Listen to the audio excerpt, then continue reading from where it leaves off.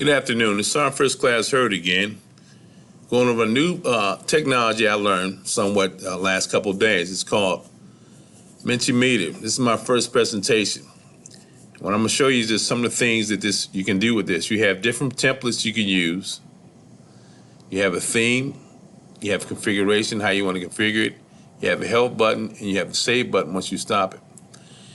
You have speech bubbles, then you got several other different things you can use for one-on-one, flow grid chart, and several other things that's listed in here right now as far as question and answer. You got multiple choice, open-ended, and essay type questions. And then if you want to actually present what it has to offer right here, then you can just go ahead and hit present. Once you hit present, it tells you, it goes to your first slide. So what I want to talk about is the value of physical fitness. One of the questions the kids might have is, what are calisthenics? So once I give them this code they have right there, it goes straight to the presentation, and they're able to see this. It talks about the phases of exercise. And then they have the book from the lesson where we just did, phases of exercise, and it determines what type of phase exercises they'll be doing. What are the phases from the previous lesson? The intensity of each exercise, and the exercise time. That's the last bullet. From there, I go into an example of what flutter kicks look like. So you have to see a picture first because it makes it easier for them to see exactly what they want to have to do prior to actually getting into the exercise.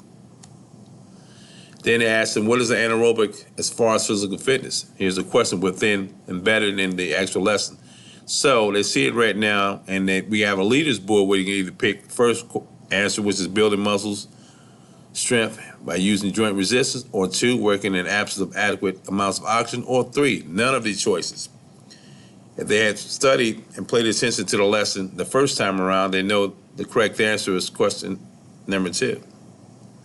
Then it goes back and shows you on the leaderboard after so many questions that are written in and then say or multiple choice.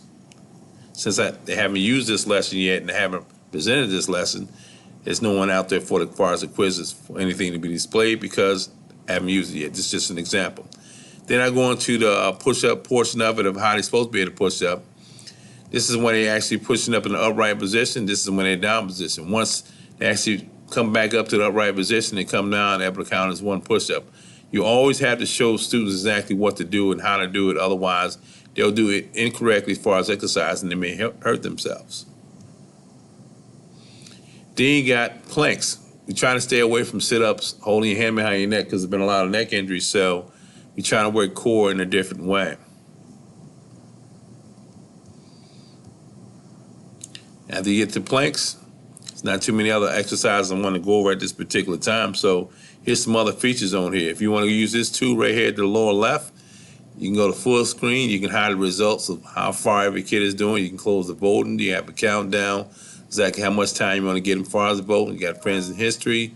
And then you can open it, multimeter, and there's many more things that you can do as far as key shortcuts, target bar instructions, full instructions, the QR code for voting, and we can show the test data. This is just another interactive way you can use stuff within the classroom with your students. Hope you guys enjoyed the short presentation about physical fitness.